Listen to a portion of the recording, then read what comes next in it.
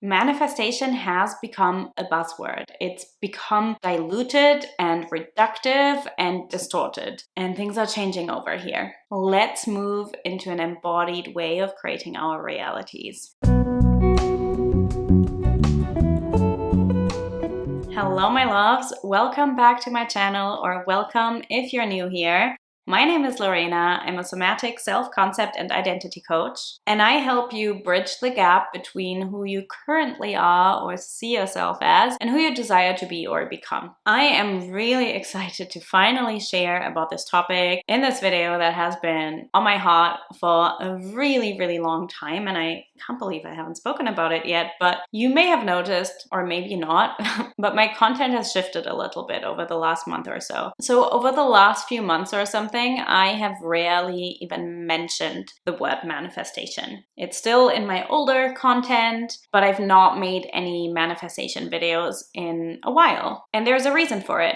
I haven't called myself a manifestation coach for a while anyway. Everything on this channel now and going forward is going to be about changing your self-concept, embodying different states of being in a lasting and an emotionally integrated and an embodied and effective way. And I want to tell you why I've decided to make this shift. And I'm so excited about it, and I believe it's really going to serve you. And I want to invite you to really think about what I'm sharing with you today. So there are many words that I've noticed have become distorted and diluted as they become more mainstream, which to an extent, natural thing to happen, I believe. Some of these words are embodiment. People speak about embodiment in so many different ways. Sometimes the definitions differ, sometimes the approaches differ. It's not about right or wrong. A state of being is another one. Some people define a state of being as a spiritual state, others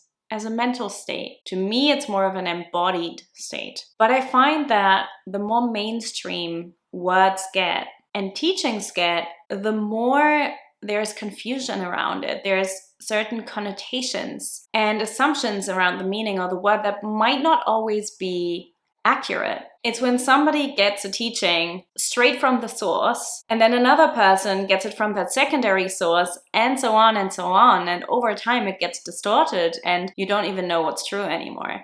So a lot of teachings, a lot of words have lost their meaning to me. They have become so watered down in their meaning, in their explanation of what it is. And there's a lot of voices speaking now, and whilst a lot of them have great things to say, I'm sure, others may just be misinterpreting things or regurgitating information, probably well-meaning, but nonetheless. And manifestation is definitely a word that has, in my perspective, become so distorted that I really don't enjoy talking about it in the way I used to anymore. I feel that a lot of the perception of what manifestation is, because of how mainstream it's become, is now very reductive and diluted and simplified, very surface level. I basically noticed that I had to spend a lot of time in my content re-educating people because they came to me with certain perceptions of what manifestation was and what I must be teaching through no fault of their own. It's just because it's become mainstream, right? It's just a natural development of things. But it actually took away from the message that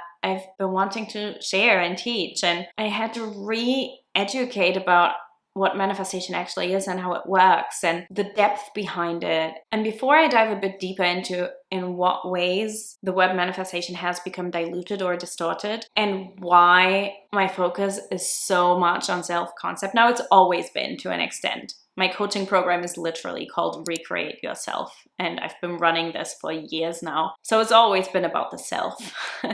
But I want to talk more about the shift. But before I do that, I want to share a free masterclass series replay with you. It's a 2-day masterclass that I did twice actually because of how potent and successful it was. And it's all about shifting your identity. It's all about the death and the rebirth into a new version of yourself. And it's called Metamorphosis, and you can find it linked below. But manifestation is definitely not some magic trick. It's more than imagination and visualization. And I would have the experience very often where I would meet new people and I would tell them what I do. I would tell them that I teach manifestation, and they would have these preconceived notions these assumptions in their mind of what it means. They would have these ideas, oh yeah, so visualization and affirmations and things like that. And that's never been what I've been teaching.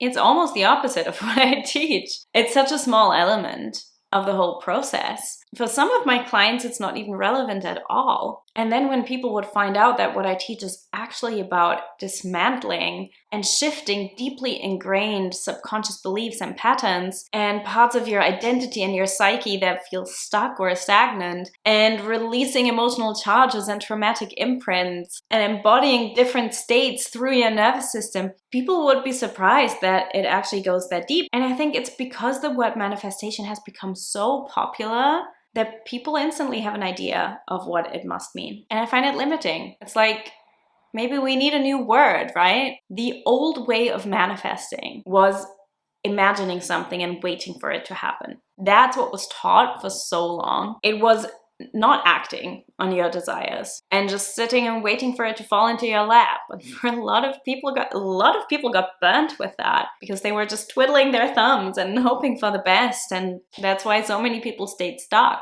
And I see it because I've been teaching this work since 2019, 2020, and I see people who were with me in the beginning and who are still pretty much in the same place. And I think it's because of this delusional thinking and this oversimplification and of how this community attracted people who wanted an easy fix, who weren't action takers and who maybe wanted some sense of control, but instead kept living in delusion. Not that there's anything wrong with being a bit out there, right? You want to dream big, but it needs to be grounded. It needs to be embodied. It needs to be emotionally integrated.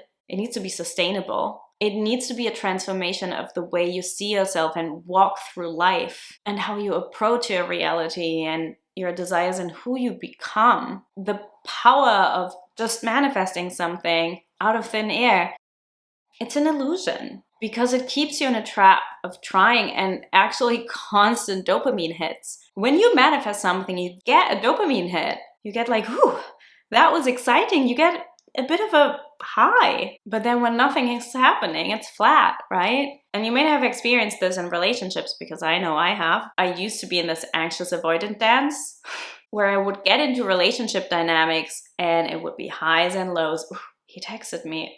Oh no, I've not heard from him in X amount of time. And it would really impact my state so easily. And manifestation can do that too. It can lead you through these highs and lows. You feel good, you feel bad. You feel good, you feel bad. I say let's move into an embodied way of creating our realities. Let's do it all differently. A way where we feel so whole and so in alignment with who the fuck we are, where our nervous systems are regulated and we don't get swayed by circumstances or we can only be happy if, where we move away from trying to control and into empowerment. This is the future. This is the future. And your self-concept is key for this. It has very little to do with manifestation. Nothing, actually. Manifestation is maybe a side effect. Your self-concept is about so much more. And self-concept has always been the key thing in my world, right? Even in Recreate Yourself, only the last 2 weeks are even about manifestation at all. Only the last 2 weeks, there are some meditations and techniques and modalities that really go into reality creation, intentional reality creation. The rest is all about building a foundation in your self-concept that brings you to a state of wholeness and empowerment and confidence and whatever it is that you're seeking to feel within yourself. I've created so much success in my external circumstances, and I care about it a lot less than I care about the success that I've created internally, the shifts that I've created in my identity and my being. Because all that stuff out there doesn't really matter. You can get all that and still feel the same. And I want to encourage you to think about all this a little bit differently and to join me on this journey of really prioritizing your identity, really prioritizing your self-concept, because it's going to be the key to your happiness. It's also going to be the key to you getting what you want, but also not needing it. And then when you have it, appreciating it and sustaining it and not going through these highs and lows. With all that being said, I'm ditching the word manifestation. Bye-bye. My work isn't changing. It's only ever evolving and deepening. It's always been about your self-concept and it will continue to be. But the word manifestation, I'm saying goodbye to. And I know you action takers, those of you who are truly committed, who really care about depth and integrity and real felt and body transformation, you're in for the ride. I hope you're coming along with me so we can embody further and further versions of yourself, of ourselves. Let's have a discussion in the comments. Share your thoughts. Do you feel like the term manifestation has become almost too mainstream and a bit diluted or distorted or reductive? And then in next week's video, we're gonna talk about how not to make other people the main character in your story. I'll see you then.